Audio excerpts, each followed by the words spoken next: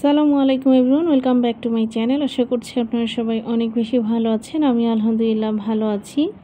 ভিডিওর শুরুতে আপনারা দেখতে পাচ্ছেন এখানে আমার বাবাটা তার এই স্লেটটা পেয়ে বিভিন্ন ধরনের আঁকাআঁকি করেছে। তো মাঝখানে দেখতে পেলেন একটা পতাকা আঁকা ট্রাই করেছে, মাশাআল্লাহ। তো এখন হচ্ছে গিয়ে বিকেলের দিকে আমি আর জারিফ এখানে রোল ভেজে খাচ্ছিলাম। এই রোলগুলো আপা আমাকে দিয়েছিল, আপনারা তো আগের ভিডিওতে দেখেছেন। আর এখন হচ্ছে গিয়ে সন্ধ্যার পরে আমি একটু রান্না বান্না করতেছিলাম। আজকে আমাদের বাসায় লিজা ভাবিরা আসতিছে। হঠাৎ করেই ভাবি ফোন দিয়ে বলল যে বাসায় আসবে, তো ওই জন্য আমি তাড়াতাড়ি চলে এসেছি রান্না বান্না করার জন্য। তো ওখানে দেখতে পেলেন আমি একটু লোট্টা মাছ ম্যারিনেট করে রেখেছি, ওটা লাস্টে ফ্রাই করব। আর অল্প করে কিছু চিংড়ি মাছ ভুনা করে নিয়েছি। আর এখানে এখন একটু গরুর মাংস বসিয়ে দিয়েছি। আসলে অল্প সময়ের মধ্যে খুব বেশি কিছু রান্নাবান্না করতে পারিনি, যতটুকু পেরেছি চেষ্টা করেছি আর কি। তো যাই হোক, এখন আমার গরুর মাংসটাও কিন্তু অলরেডি রান্না শেষের দিকে।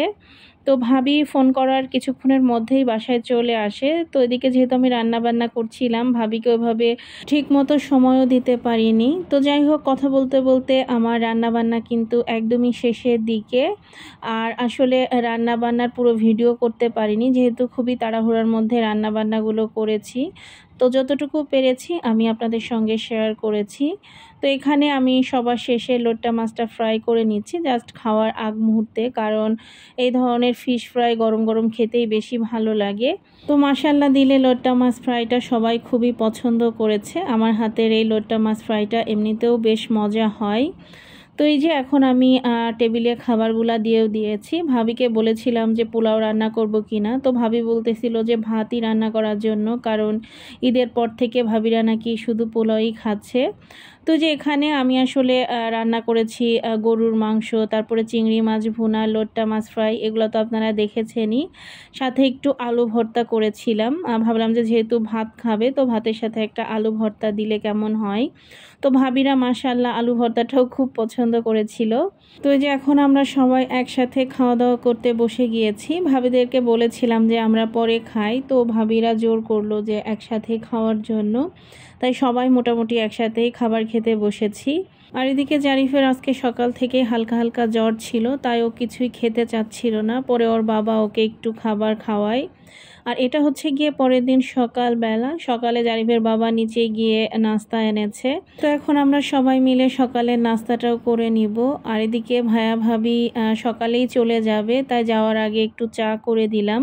ভাবিদেরকে বলছিলাম যে দুপুরে খাওয়া দাওয়া করে যাওয়ার জন্য, তো ভাবিরা বলল যে এখনই বের হয়ে যাবে। তো যে দেখছেন অলরেডি রেডি হয়ে ভাইয়া ভাবিরা বিদায়ও নিয়ে নিচ্ছে। আর এদিকে আজকে আসলে আমার এবং জারিফের বাবার কারোর মনটাও খুব একটা ভালো ছিল না। আর জারিফের তো গতকাল সকাল থেকেই জ্বর ছিল, তো সারা রাত প্রচুর পরিমাণে জ্বর ছিল। জারিফের তো এই প্রবলেমটা মাঝে মাঝেই হয়। ও যেহেতু ফিডার খাওয়ার কারণে ওর জিহ্বাতে ঘা হয়ে যায়। প্রতি বছরই দেখা যায় যে ওর এই প্রবলেমটা বছরে একবার বা দুইবার হয়। তো আমরা সবসময় এই ডক্টরকেই দেখাই, আপনারা তো অনেকেই জানেন, কারণ এর আগের ভিডিওতেও আমি আপনাদের সঙ্গে শেয়ার করেছি। তো যে দেখতেই পাচ্ছেন আমরা অলরেডি ডক্টরের কাছে চলে এসেছি। উনি জারিফকে একদম ছোটবেলা থেকেই দেখেন, যখন ওর বয়স 5 দিন তখন থেকে দেখে, তো জন্য সবসময় আমরা ওনার কাছেই যাই। তো এদিকে আমার বাবাটা আসলে জ্বরের কারণে খুবই ক্লান্ত, এসেই সে শুয়ে পড়েছে, অলরেডি ঘুমিয়েও গিয়েছে। আর এদিকে সন্ধ্যার নাস্তার জন্য জারিফের বাবা নিচে থেকে একটা মোগলাই এনেছিল। আর এখানে যে 4টা আম দেখতে পাচ্ছেন, এগুলা একদমই দেশি আম, আমাদের নিচের ম্যানেজার আঙ্কেল আমাকে দিয়েছে। তো আমার আসলে কয়েকদিন ধরে খুবই আম খেতে ইচ্ছা করছিল, ওই জন্য সাথে সাথে আমি আম কেটে লবণ মরিচ দিয়ে খেয়ে নিয়েছি। আর এটা হচ্ছে গিয়ে তারপরের দিন দুপুরবেলা। জারিফের বাবা আজকে হঠাৎ করে দেখি যে দুপুরে বাসায় চলে এসেছে। ও কখনোই আসলে এরকম বাসায় আসে না। হঠাৎ করে ওর নাকি প্রচুর পরিমাণে মাথা ব্যথা করছিল, ওই জন্য অফিস থেকে বাসায় চলে এসেছে। তাই ওকে একটু লেবু শরবত করে দিয়েছিলাম। আর ওখানে রুটি আর মাংসটা আমি খেয়েছিলাম। জারিফের বাবা শুধু চিড়া খেয়েছিল, ওর একটু গ্যাসও বেড়েছিল ওই জন্য। আর বিকেলের দিকে জারিফ এবং জারিফের বাবাকে একটু কর্ন স্যুপ তৈরি করে দিয়েছিলাম।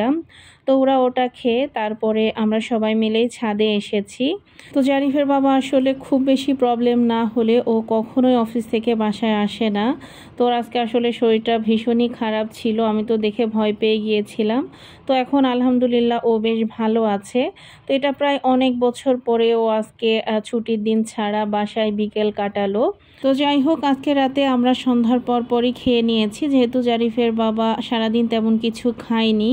আর এখানে আমি একটু কাঁচা মরিচ দিয়ে কাঁচা আম বেটে খাচ্ছিলাম। আপনাদেরকে তো বললামই যে কয়েকদিন ধরে আমার কাঁচা আমের খুবই ক্রেভিং হয়েছে। তো এটা খেতে মাশাআল্লাহ খুবই মজা লেগেছে। আর এখন হচ্ছে গিয়ে রাতের বেলা, প্রায় 9টা বা 9:30 মতো বাজে। তো এখন আমরা জারিফকে নিয়ে আমাদের বাসার নিচে যে একটা রেস্টুরেন্ট আছে দ্য অ্যারোমাস, ওখানে চলে এসেছি। আসলে জারিফ ফ্রাইড রাইস খেতে চাচ্ছিল, তো ওকে বললাম যে বাসায় আমি তোমাকে একটু ফ্রাইড রাইস তৈরি করে দেই, বাট সে কিছুতেই বাসায় ফ্রাইড রাইস খাবে না।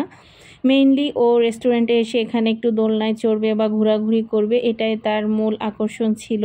তো ওই জন্য সে খুবই কান্নাকাটি করছিল। আর যেহেতু আজ 2 দিন ধরে ও অসুস্থ, তো ওই জন্য ওর বাবা বলল যে চলো ওকে নিয়ে যাই, ও যদি একটুও খায় তাহলেও কাজে লাগবে, যেহেতু বাচ্চাটা অসুস্থতার পরে তেমন কিছুই খেতে চাচ্ছে না। তো মাশাআল্লাহ দিলে আমার বাবাটা আজ 2-3 দিন পরে একটু খাবার খেয়েছে। তো এটা দেখে আমি আর ওর বাবা ভীষণ খুশি ছিলাম।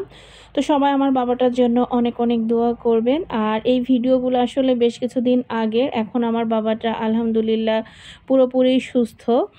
আর এই খাবারের ভিডিওগুলো আসলে আমি ইচ্ছা করেই আমার ব্লগে রেখে দেই, যাতে আমি বেশ কয়েক বছর পরে এই ভিডিওগুলো দেখতে পারি, আর তখন আমার কাছে দেখতেও অনেক ভালো লাগবে।